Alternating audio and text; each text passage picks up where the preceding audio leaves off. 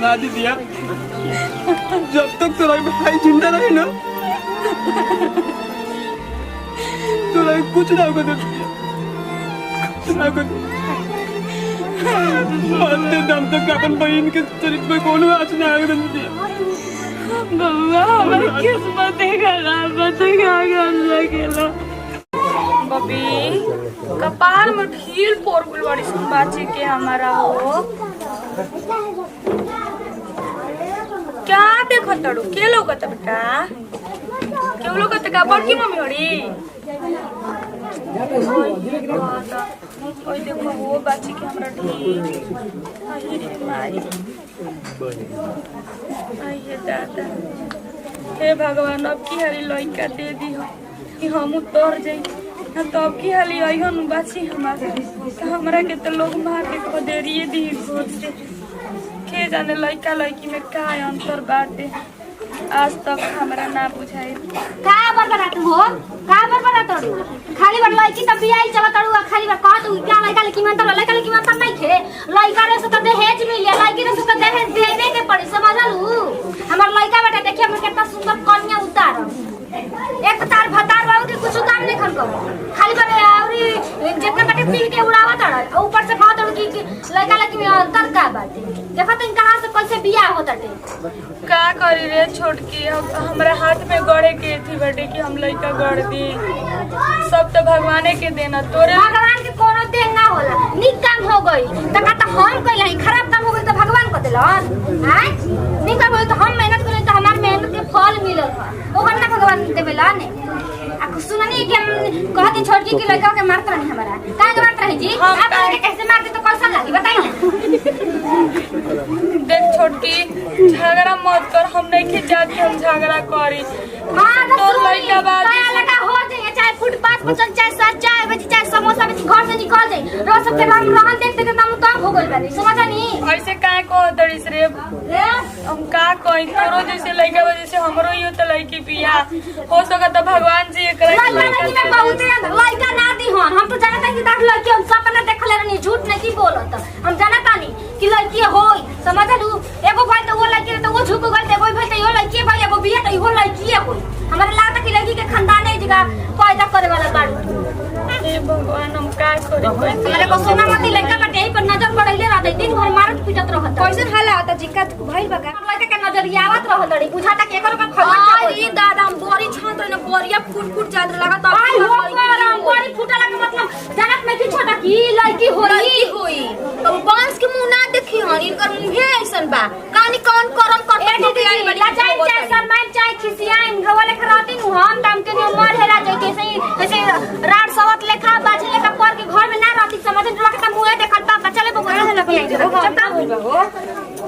सुन ला जाय लोग का हो जाओ अरे हम का करे इनका के देखत त हमर आन के घोटा तो बे हम को उपाय लगा हम चल का हो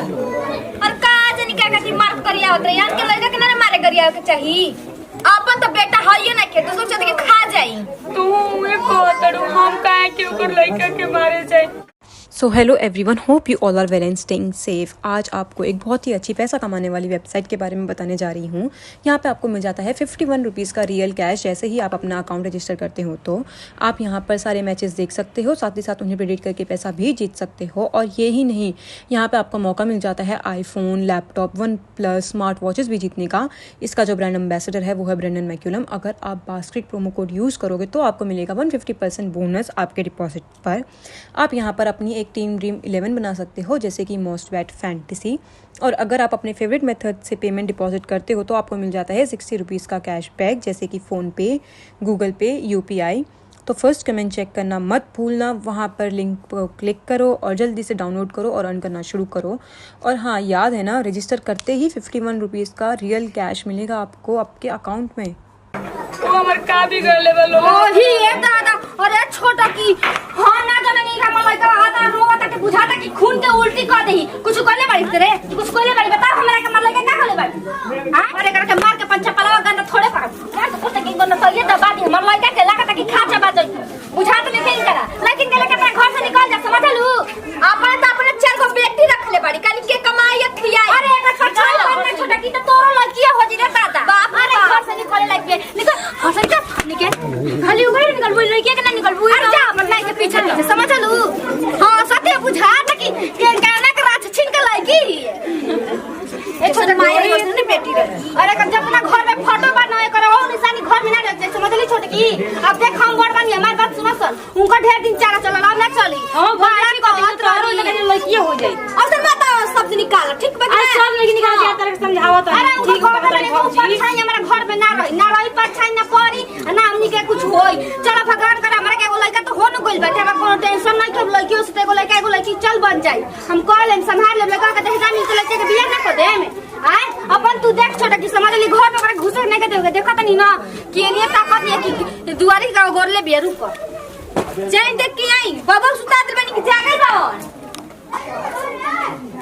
ठीक कहली भौजी घर से निकल ली तो खाली बाप रे बाप जब होता जब लड़की होती है जब लड़की होती है एकदम दिमाग खराब कर दिन खाली लड़की पैदा हे भैया कुछ खाए पिए के दे दा हमर लड़की भूखे रोवत दिया काहे भूख मत रो हमरा घर के लोग का दे ले बा का है दुगो बच्ची भर रही सर और पेट में जो पलता वो बच्ची है भैया कौन तरह बात हो रही है कि पेट पर तरह बच्ची के बच्चा में लोग कहते हैं कि तू लड़की होती है ये चलते लोग घर से खरीद दे ले बा कुछ तो हम तरह का भिखारी दे मेरे बात ये समझ में आवत हम तरह का मत नहीं हां अब वो सब फायदा का बाटे कुछ दे दो भैया ऐसे कुछ ना मिले ऐसे कुछ थोड़ा ना मिलेगा काम करबो हमारा घरे हम झाड़ू पोछा कर लेता अरे पूछा तो के बाटे झाड़ू पोछा करे मैं नहीं के घरे हां भैया कुछ अब देखो दिमाग मत खराब करो ये तो बाबू निकलवा ना पक पक मत कराई से निकला जा निकला तो 5 रुपए दे दो अपना लड़की के भी 5 रुपए तो गुटका ना खाई चल भागे से काम और चटले बड़े हमारे तू जगह रोयो बाची जाने को कोमत नींद देखावत नहीं आज समय खराब हो गई कि अपना बच्चे के 2 वक्त की रोटी नहीं खिला सकत आखिर काहे वो घर में लड़की देवेला भगवान जो ना घर में लड़की के मान सम्मान ना अरे गई भूख करू हला दोरिया पो अरे बेटा अरे बच्ची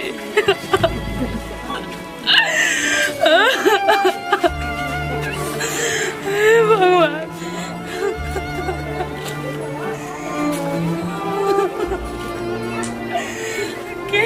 कैसे हमारे बच्चे हो गई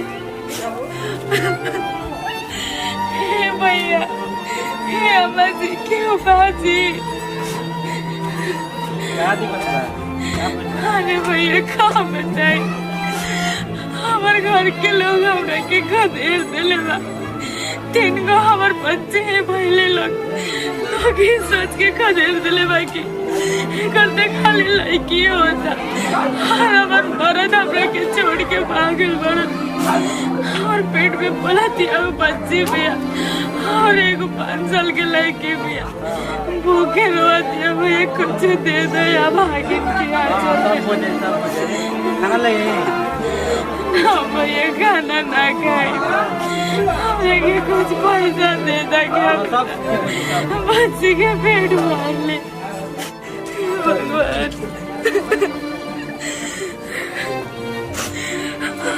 5 रुपए का थी कौन दिन देखो हमरा के कोनो बात ना कुछ भी हो जाए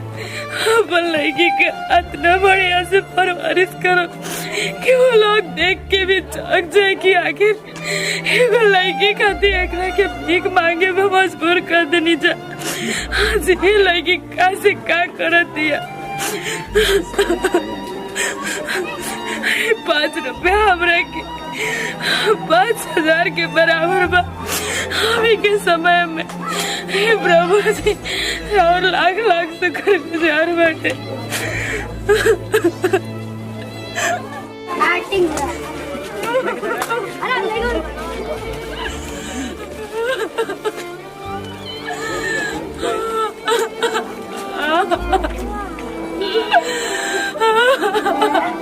दीदिया अरे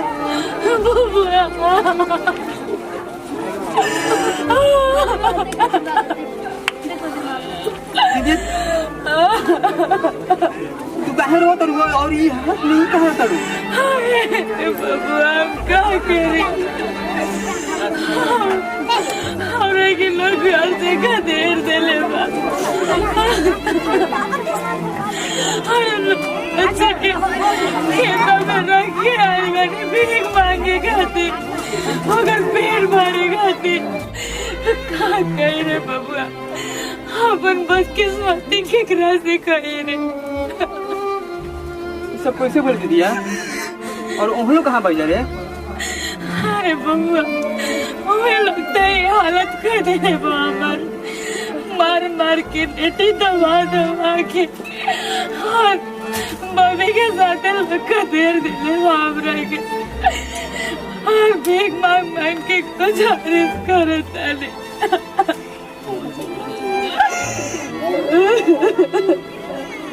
चुप रहो दीदी चुप रहो ते अभी जिंदा था मोहब्बत कितना दिन हमरा के करवा हमार किस्मत फूटल बा ना दीदिया जब तक तोरा भाई जिंदा रहे ना तोरा कुछ ना होगा कुछ ना होगा मरते दम तक अपन बहन के शरीर पे कोनो आँच ना आएगा दीदिया